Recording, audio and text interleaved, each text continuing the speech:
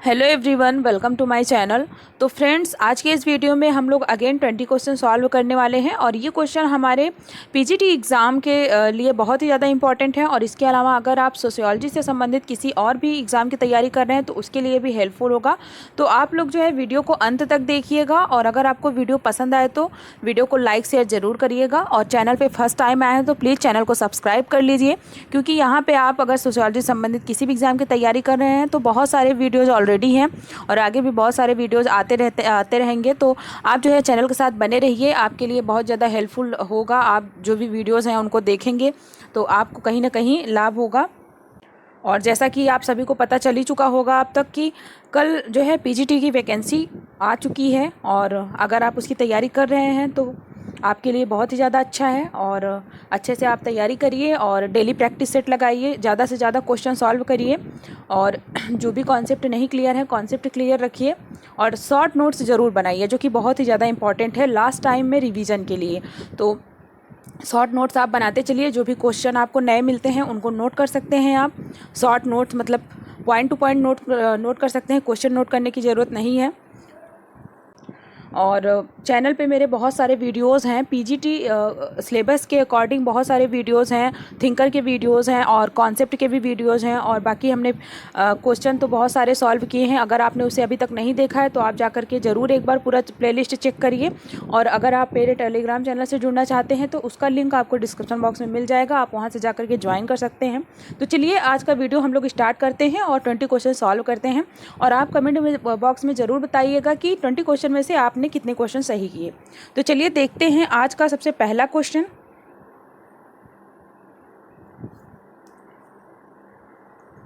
तो देखिए आज का सबसे पहला क्वेश्चन है, वन डायमेंशनल मैन नामक पुस्तक के लेखक कौन है। तो ये बुक का नाम पूछा है वन डायमेंशनल मैन। देखिए ऑप्शन में एडोर्नो, रॉबर्ट पार्क, हर्बर्ट मार्क्यूज और कार्ल हाउजर। तो इसमें से वन डायमेंशनल मैन किसकी पुस्तक है? तो इसका राइट आंसर हो जाएगा option number C, Herbert Marcuse का। तो ये पुस्तक किसकी है? हर्बर्ट मार्क्यूज की। अगला क्वेश्चन देखते हैं। तो अगला क्वेश्चन देखिए, अगला क्वेश्चन है क्वेश्चन नंबर 2, पार्सन्स द्वारा विकसित क्रिया की उपव्यवस्थाओं में सम्मिलित है। यानी पार्सन्स ने जो क्रिया का अपना कॉन्सेप्ट दिया था उसमें उन्होंने जो उपव्यवस्थाएं बताई थी उसमें से कौन कौन सी उपव्यवस्थाएं शामिल हैं। तो देखिए पहला ऑप्शन में है सामाजिक व्यवस्था, दूसरा है सांस्कृतिक व्यवस्था और तीसरा है व्यक्तित्व व्यवस्था। इसमें दूसरे में है सामाजिक व्यवस्था, राजनैतिक व्यवस्था, सांस्कृतिक व्यवस्था। ऑप्शन नंबर सी में है सांस्कृतिक व्यवस्था, राजनैतिक व्यवस्था, आर्थिक व्यवस्था। और ऑप्शन नंबर डी में है आर्थिक व्यवस्था, सामाजिक व्यवस्था और जैविकी व्यवस्था। तो इसमें से कौन सा सही है? तो देखिए इसका राइट आंसर हो जाएगा ऑप्शन नंबर ए। उन्होंने जो क्रिया की उपव्यवस्थाएं बताई थी उसमें उन्होंने बताया था सामाजिक व्यवस्था, सांस्कृतिक व्यवस्था और व्यक्तित्व व्यवस्था। तो इसका right answer option number C. Next question देखते हैं। और आगे क्वेश्चन देखने से पहले आपसे जो है ये रिक्वेस्ट है कि अगर आप वीडियो देखते हैं, आपको वीडियो पसंद आता है तो प्लीज़ वीडियो को लाइक शेयर ज़रूर किया करिए और कमेंट करके ज़रूर बताइए वीडियो आपको कैसा लगता है, क्योंकि कोई रिस्पांस नहीं मिलता है तो फिर जो है वीडियो आगे बनाने का मन नहीं होता है, क्योंकि पता नहीं चल पाता है आप लोग को वीडियो पसंद आ रहा है या नहीं पसंद आ रहा है। तो इसलिए आप लोग अपना फीडबैक ज़रूर दिया करिए, इससे हमें मोटिवेशन मिलता है कि आगे और अच्छे अच्छे वीडियोज़ आप लोगों के लिए लेकर के आएँ। तो प्लीज़ जो है वीडियो को लाइक ज़रूर किया करिए और कमेंट करके ज़रूर बताया करिए वीडियो आपको कैसा लगा। चलिए अगला क्वेश्चन देखते हैं। अगला क्वेश्चन है, मनुष्य की चेतना उसके अस्तित्व का निर्धारण नहीं करती वरन उसका सामाजिक अस्तित्व उसकी चेतना का निर्धारण करता है। यह कथन किसका है? पहला ऑप्शन है कार्ल मार्क्स का, दूसरा है इमानुएल दुर्खीम का, तीसरा है मैक्स वेबर का और चौथा है हीगल का। तो देखिए यह कथन किसका है? तो देखिए इसका राइट आंसर हो जाएगा ऑप्शन नंबर डी, हीगल का। ओ सॉरी, हीगल नहीं, मार्क्स है, मैंने उल्टा बोल दिया, ये मार्क्स का कथन है। मार्क्स ने क्या कहा था कि मनुष्य की जो चेतना होती है उसके अस्तित्व का निर्धारण नहीं करती है, बल्कि उसका जो सामाजिक अस्तित्व होता है वो उसकी चेतना का निर्धारण करता है। ये मार्क्स ने कहा था। जबकि हीगल ने क्या कहा था? हीगल ने कुछ और ही बोला था। उन्होंने बोला था, हीगल ने कहा था कि जो चेतना होती है वो मनुष्य के अस्तित्व का निर्धारण करती है। आगे देखते हैं अगला क्वेश्चन।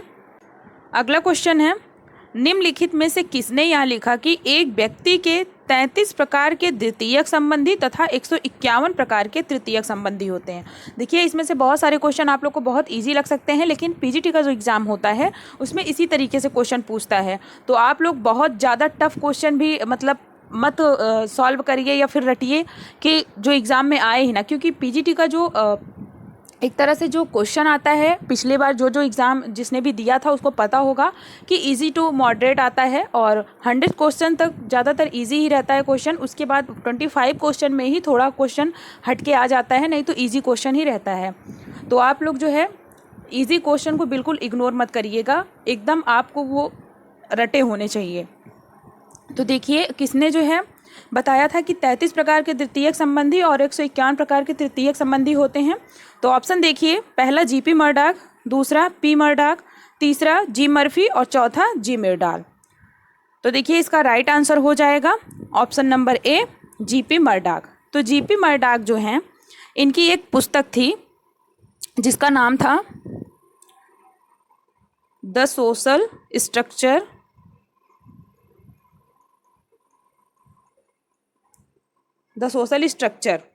इस पुस्तक में इन्होंने बताया था कि एक व्यक्ति जो होता है उसके 3 प्रकार के द्वितीयक संबंधी 33 प्रकार के द्वितीयक संबंधी होते हैं और 151 प्रकार के तृतीयक संबंधी होते हैं। उन्होंने जो नातेदारी से संबंधित बताया था उसी में उन्होंने ये सारी चीज़ें कही थी। और ये क्वेश्चन भी पिछले बार पीजीटी के एग्ज़ाम में आया था, आप प्रीवियस ईयर क्वेश्चन पेपर उठा करके देख सकते हैं। उसमें पूछा था यह क्वेश्चन कि जो जीपी मर्डॉक का उन्होंने द्वितीयक संबंधी मतलब कितने प्रकार के नातेदारी उन्होंने बताया था। अगला क्वेश्चन देखते हैं, समाज का विचार धर्म की आत्मा है, विचारक इंगित करें। किसने यह कहा था कि जो समाज का विचार है वो धर्म की आत्मा है?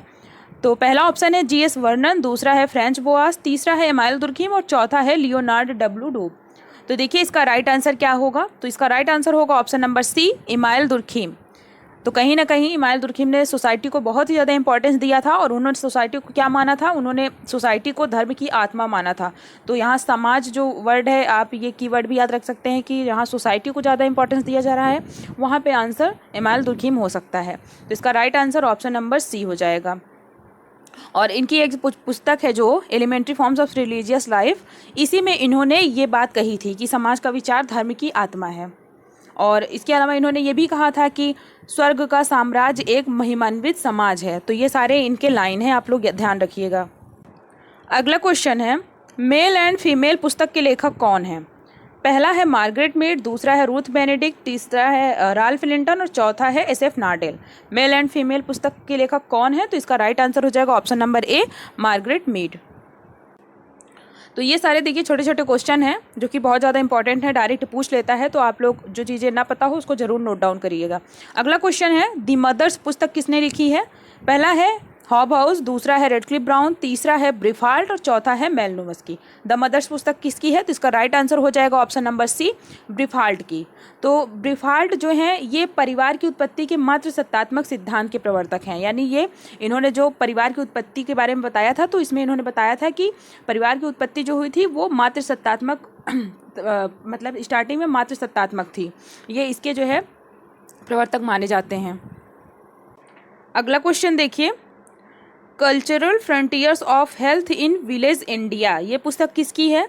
पहला ऑप्शन है के हसन, दूसरा है डी बनर्जी, तीसरा है टी के उमान और चौथा है आर वेंकटरत्नम। तो इसका राइट आंसर हो जाएगा ऑप्शन नंबर सी, टी के उमान। तो ये पुस्तक किसकी है? Cultural frontiers of health in village India, ये टी के उमान की है। अगला क्वेश्चन देखिए, निम्न में से भारत की पंचवर्षीय योजनाओं के उद्देश्य कौन से हैं? पहला ऑप्शन है आर्थिक वृद्धि, दूसरा है आधुनिकीकरण, तीसरा है आत्मनिर्भरता और चौथा है सामाजिक विकास। तो इसमें कूट में उत्तर देना है आपको कि जो भारत की पंचवर्षीय योजना है इसका क्या उद्देश्य है। तो देखिए इसका क्या उद्देश्य है, पहला आर्थिक वृद्धि, ये भी इसका उद्देश्य है, दूसरा आधुनिकीकरण और तीसरा आत्मनिर्भरता। ये तीनों ही पंचवर्षीय योजनाओं के उद्देश्य हैं। तो इसका राइट आंसर हो जाएगा ऑप्शन नंबर सी। अगला क्वेश्चन देखिए, फैशन निश्चित रूप से परंपरा विरोधी है, यह किसने कहा है? पहला है ई सैपिर, दूसरा है हर्बर्ट स्पेंसर, तीसरा है मैकाइवर एवं पेज और चौथा है के यंग। तो इसका राइट आंसर क्या होगा? फैशन निश्चित रूप से परंपरा विरोधी है, यह किसने कहा था? तो ये कहा था ई सैपिड ने। ई सैपिड जो हैं इन्होंने क्या कहा था कि फैशन से मतलब क्या होता है कि किसी प्रथागत विषय पर समाज स्वीकृति जो होती है वो अलग अलग होती है, उसे इन्होंने फैशन कहा था। यानी फैशन जो होता है उसको उसकी जो स्वीकृति होती है वो समाज विरोधी होती है, यानी समाज जो फैशन को मानता भी है नहीं भी मानता है। चलिए अगला क्वेश्चन देखिए, डॉक्टर्स और नर्सेज यह पुस्तक किसने लिखी है? डॉक्टर और नर्सेज, तो पहला योगेंद्र सिंह है, दूसरा है नंदूराम, तीसरे हैं डी बोरठाकुर और चौथा है टीके उमान। तो डॉक्टर और नर्सेज किसकी पुस्तक है? तो ये है ऑप्शन नंबर डी, इसका राइट आंसर होगा टीके उमान की। टीके उमान ने यह पुस्तक लिखी थी। अगला क्वेश्चन है, सामाजिक संगठन एक सामान्य सहमति है, लेखक इंगित करें। यानी किसने कहा है कि सामाजिक संगठन जो होता है वो एक सामान्य सहमति है? पहला ऑप्शन है मैक्स वेबर, दूसरा है इमानुएल दुर्खिम, तीसरा है हर्बर्ट स्पेंसर और चौथा है ऑगस्ट कॉम्ट। तो इसका राइट आंसर हो जाएगा option number D, August Comte. अगला क्वेश्चन देखिए, यह किसने कहा है कि समाज का अस्तित्व केवल एक समय क्रम के रूप में होता है? पहला ऑप्शन है टालकट पार्सन्स, दूसरा है आर के मर्टन, तीसरा है एस.एम. जॉनसन और चौथा है मैकाइवर एवं पेज। तो यह किसका कथन है कि समाज का जो अस्तित्व होता है वो केवल और केवल समय क्रम के रूप में होता है? इसका राइट आंसर होगा option number C, H M. Johnson. अगला क्वेश्चन है, आवश्यक इच्छा उत्तरदायी है उद्भव के लिए। यानी जो आवश्यक इच्छा होती है वो उद्भव के लिए किस चीज़ के उद्भव के लिए उत्तरदायी है? तो पहला है ज़ैमिन सॉफ्ट, दूसरा है गैसेल सॉफ्ट, तीसरा है संदर्भ समूह और चौथा है बाह्य समूह। तो इसका राइट आंसर क्या होगा? इसका राइट आंसर ऑप्शन नंबर ए होगा, ज़ैमिन सॉफ्ट। तो देखिए सबसे पहले ज़ैमिन सॉफ्ट गैसेल सॉफ्ट का ये कॉन्सेप्ट किसने दिया था? तो ये दिया था टॉनिज ने, और टॉनिज ने जो है समाज को गैसेल सॉफ्ट और जो समुदाय है उसको ज़ैमिन सॉफ्ट कहा था। यानी इन्होंने ज़ैमिन सॉफ्ट किसे कहा था? तो इन्होंने ज़ैमिन सॉफ्ट कहा था समुदाय को, और गैसेल सॉफ्ट किसे कहा था? तो ये कहा था इन्होंने समाज को।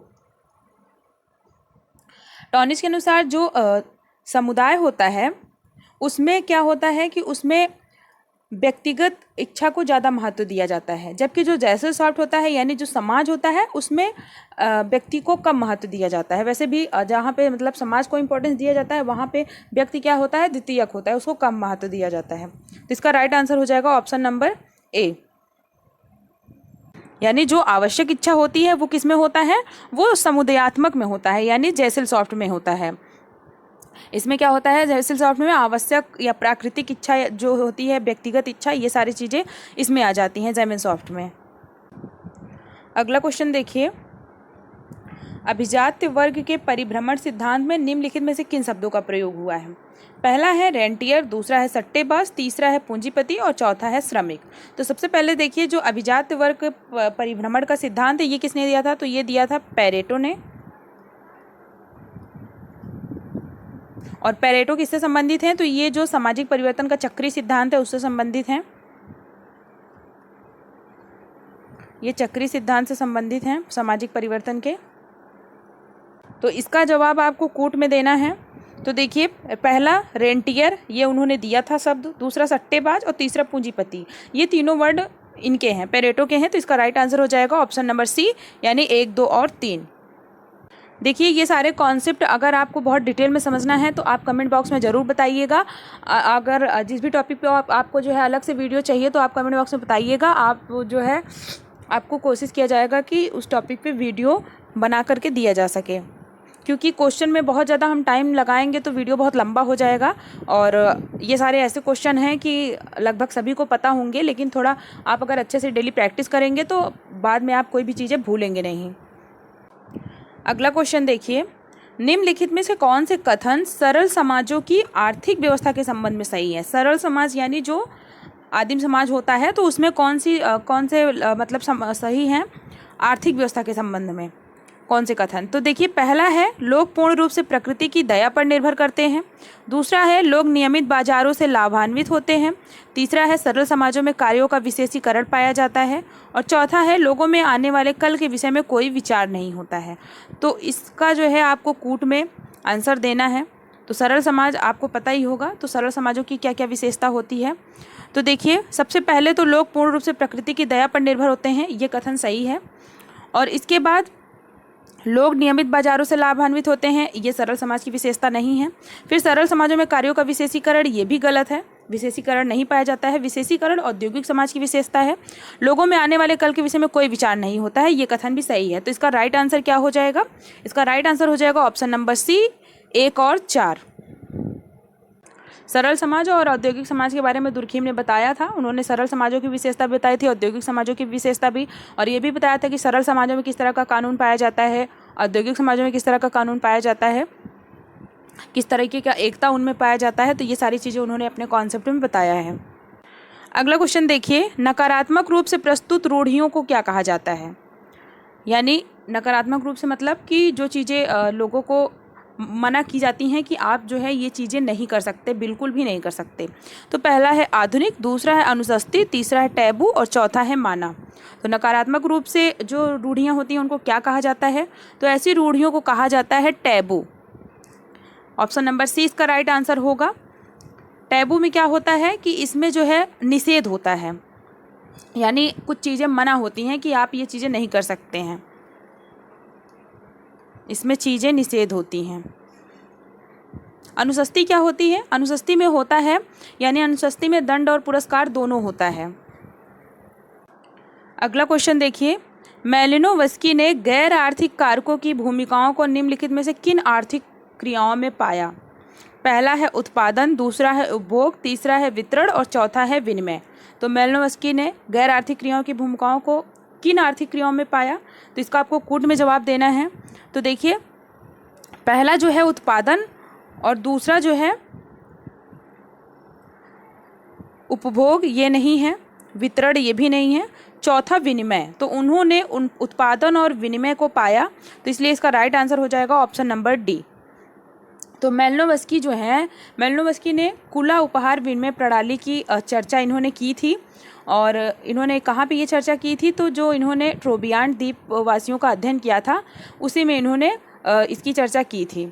तो इन्होंने बताया था कि जो खुला होता है वो मतलब एक तरह का आर्थिक प्रकार ही नहीं होता है, बल्कि मतलब एक समारोह की तरह होता है, बहुत ही इम्पॉर्टेंट होता है। कुला के साथ क्या होता है?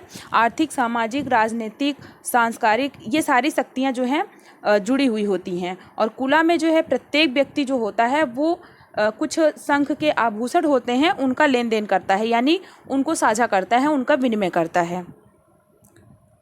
अगला क्वेश्चन देखते हैं, मानवीय व्यवहार की प्रतिमानित व्यवस्था जो कि अंतरक्रिया का परिणाम होती है तथा साथ ही अंतरक्रिया का पथ प्रदर्शन भी करती है, क्या कहलाती है? पहला ऑप्शन है सामाजिक एकीकरण, दूसरा है सामाजिक संरचना, तीसरा है सामाजिक व्यवस्था और चौथा है सामाजिक संगठन। तो जो मानव व्यवहार की व्यवस्था भी होती है और साथ ही साथ अंतःक्रिया का परिणाम भी होती है, तो उसे क्या कहेंगे हम? तो इसका देखिए राइट आंसर हो जाएगा ऑप्शन नंबर सी, सामाजिक व्यवस्था। सामाजिक व्यवस्था क्या करती है? संतुलन बनाए रखती है समाज में। और इसमें क्या होता है कि इसमें व्यक्ति जो होते हैं एक दूसरे के साथ अंतःक्रिया बनाए रखते हैं और अपनी इच्छाओं की पूर्ति करते हैं। तो इस तरीके से एक तरह का संतुलन बना रहता है। और सामाजिक व्यवस्था का सिद्धांत किसने दिया था? तो ये दिया था पार्सन्स ने, सोशल सिस्टम। अगला क्वेश्चन है, समाज अपने में ही एक संघ है, या किसका कथन है? तो ये एक तरह की परिभाषा है, पर एक लाइन देकर के यहाँ पे पूछा है कि समाज अपने में ही एक संघ है, या किसने कहा था? पहला ऑप्शन है गिडिंग्स, दूसरा है मैकाइवर, तीसरा है ग्रीन और चौथा है क्यूबर। तो इसका राइट आंसर हो जाएगा गिडिंग्स, ऑप्शन नंबर ए। इन्होंने क्या कहा था कि समाज जो है स्वयं एक संघ है, संबंधों का योग है, इस तरीके से इन्होंने परिभाषा दी थी। तो उसी में से एक लाइन उठा करके पूछा है। तो ये हमारे 20 क्वेश्चन कंप्लीट हो गए। आई होप आपको जो है वीडियो पसंद आया होगा और लगभग आपने सारे क्वेश्चन सही किए होंगे। कमेंट बॉक्स में एक बार ज़रूर बताइएगा कि आपने कितने क्वेश्चन सही किए और आपके कितने क्वेश्चन गलत हुए। और इसके अलावा अगर जो है आपको वीडियोस पसंद आई हैं और तो वीडियो को लाइक शेयर करना मत भूलिएगा। प्लीज़ वीडियो को लाइक ज़रूर करिएगा और चैनल पर फर्स्ट टाइम है तो चैनल को सब्सक्राइब कर लीजिए। और वीडियो को पसंद अगर आप लोग करते हैं और कमेंट अच्छा करते हैं तो उससे हमें मोटिवेशन मिलता है, बहुत ही ज़्यादा अच्छा लगता है। तो प्लीज़ अपना फीडबैक ज़रूर दीजिए, रिक्वेस्ट है आप लोगों से। और चैनल को, अगर आप वीडियो देखते हैं मेरे चैनल पे, अगर आपको वीडियोज़ पसंद आती हैं, आपके लिए हेल्पफुल लगती हैं, तो प्लीज़ आप चैनल को सब्सक्राइब ज़रूर करिए, क्योंकि जितने ज़्यादा लोग वीडियो देखते हैं उतने लोग जो है सब्सक्राइब नहीं करते चैनल। वो वीडियो तो देखते हैं लेकिन चैनल सब्सक्राइब नहीं करते हैं, ना ही वीडियो को लाइक शेयर करते हैं, ना ही कमेंट करते हैं। बस वो अपना काम करते हैं, मतलब आप अपना फ़ायदा देख रहे हैं, आप वीडियो को देखते हैं, आपको कहीं ना कहीं लाभ मिलता है तभी आप वीडियो को देखते हैं, लेकिन आप वीडियो को लाइक शेयर नहीं करते हैं। इसमें आपका कुछ नहीं जाएगा, आप वीडियो को लाइक शेयर ज़रूर किया करिए और चैनल को सब्सक्राइब करेंगे तो उसमें भी आपका कुछ नहीं जाना है। हम थोड़ा मेहनत करते हैं कुछ पाने के लिए, तो प्लीज़ आप लोगों से रिक्वेस्ट है कि चैनल को सब्सक्राइब ज़रूर करिए और वीडियो को पसंद करते हैं तो वीडियो को ज़्यादा से ज़्यादा लाइक शेयर करिए। मिलते हैं नेक्स्ट वीडियो में, आज के लिए बस इतना ही। और पीजीटी एग्ज़ाम से रिलेटेड कोई भी क्वेरी हो तो आप जो है कमेंट बॉक्स में पूछ सकते हैं। जो लोग फर्स्ट टाइम एग्ज़ाम दे रहे हैं उनको अगर थोड़ा प्रॉब्लम हो तो वो भी पूछ सकते हैं, और जो भी टॉपिक आपको ना समझ में आए, आप अगर चाहते हैं कि इस टॉपिक पर वीडियो बने तो फिर आप कमेंट बॉक्स में ज़रूर बताइएगा। मिलते हैं नेक्स्ट वीडियो में। Thank you so much.